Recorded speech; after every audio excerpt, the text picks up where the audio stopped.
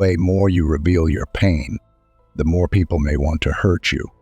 Although it does not always happen, it is common for some people to take pleasure in seeing you suffer or even contribute to worsening it. This behavior of sadism and envy is unfortunately present in many and can indeed hinder your personal growth in various fields of life, be it at work, in a circle of friends, or even in the family. Therefore, learning not to show your weak point can end up becoming your strong point. Imagine yourself as a tree in the midst of a storm.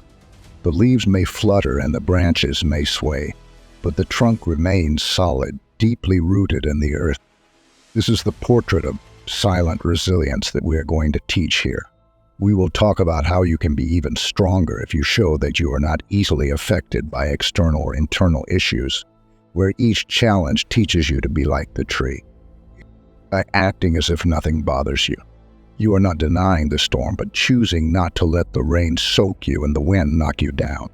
You will be learning to be the master of your own fate, firm, strong, and serene in a sea of chaos. In this video, we will talk about Stoic principles of Epictetus, a great and renowned philosopher you have probably already heard of.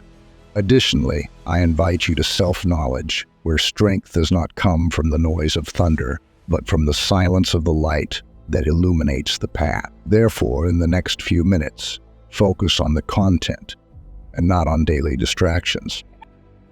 Principle number 1. Listen twice as much as you speak. Have you ever thought about why nature gave us 2 ears but only 1 mouth? According to Epictetus, there is no error or coincidence in this, but rather a clear purpose behind this reality, not to fall in love with our voice as much as we are called to fall in love with the voice of others. It is by learning from others that we advance in life, not by repeating our own speech over and over again. So, from today, start paying more attention to what people around you say and less to what you have been upholding until now. Principle number 2, always expect the worst. One of the biggest causes of anxiety and its devastating consequences is believing that unfavorable circumstances are waiting for us in the future. We fear that our children will abandon their studies, that we will be fired from work, that our spouse will confess they have been having an affair with someone else and ask us for a divorce, or that something else bad will happen to us, such as going bankrupt. The problem is that one day we fear one of these problems and the next day another and another. The path of life, in addition to reserving good and happy parts for us, also reserves a handful of problems that are inevitable. Therefore, we live in permanent stress caused by different stimuli each day. And this is where Epictetus comes into the picture, since his proposal is as drastic as it is effective. He says, think that all these things you fear so much have already happened. So, what could be worse? In this way, your spirit will develop coping strategies to move forward with your head held high. Principle number 3, prepare to fail because it is the only way to progress.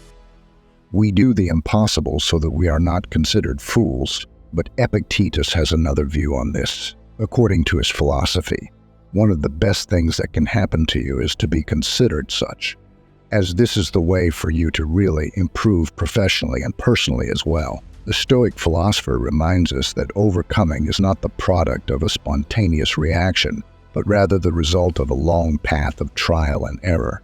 For it is through error that we can polish what distances us from excellence. Principle number 4, be aware of the dangers of fortune. This wealth that we desire brings with it a stigma from which few people can free themselves. And it's not just about the people who will emerge from nowhere to benefit from our fortune, pretending a friendship they don't feel for us. Money has the ability to transform people, and not necessarily for the better.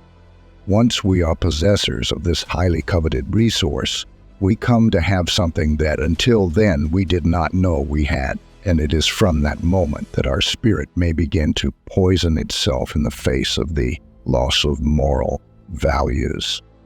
Principle number 5, do not cling to a single hope. Fortunately, we are beings inclined to practice diversity. That is, there is no reason to put all our hopes in a single dream, since this could be devastating if we fail in it. Therefore, Epictetus encourages us to pursue many dreams, as this will exponentially increase our chances of success. Principle number 6. Always remember that death is waiting at the end of the road. This is not advice that calls us to pessimism, but to be aware that death is the final destination of all our actions, and especially our efforts.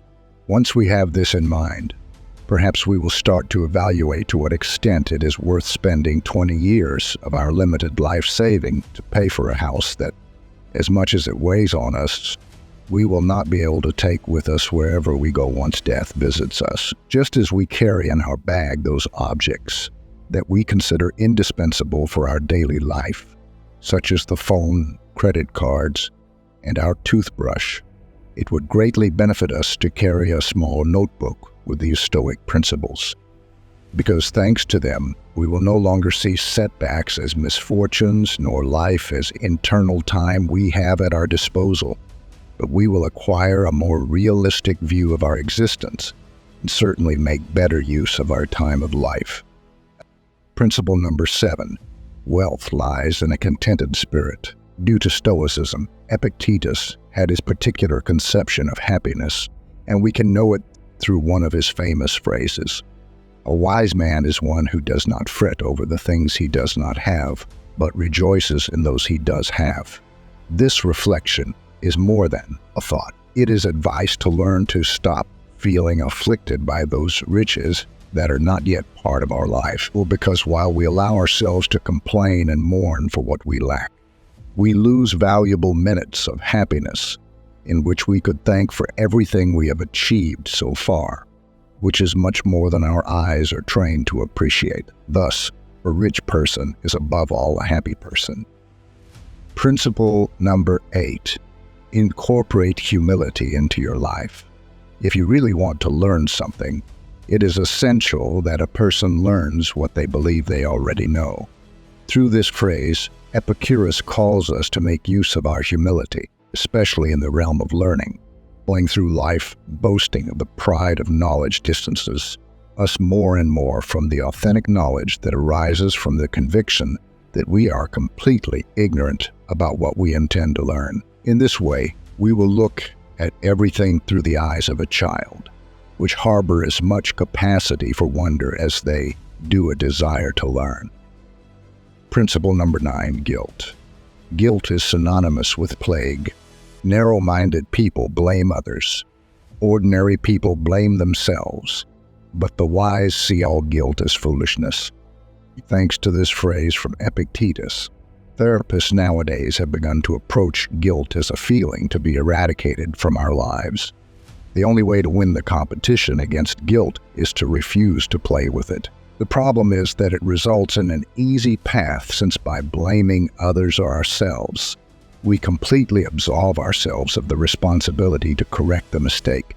Therefore, resorting to it is a temptation that is hard to escape. Only those people driven by a firm determination to overcome are capable of avoiding guilt and still manage to take responsibility for their actions.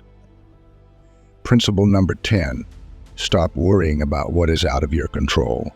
You are the owner of your opinion, but not your reputation. You have the desire and the zeal for the search, but you cannot control the amount of goods you have or success. Therefore, worrying and getting bitter about those things we cannot control is simply making according to Epictetus. We are called to cultivate those values that we have the possibility to change, but it is also our responsibility to let go of what is out of our control, and thus let fate take care of it. In addition to being incredibly useful for everyday life, Stoic principles are teachings that can help us navigate bad times with interest and resilience. There is no place in their philosophy for fantasizing, but only for applying what is learned and moving. I hope you liked the video, and since you've made it to the end, share your ideas with us and write "Embrace Dream" in the comments. If you're new to the channel, please subscribe. See you soon.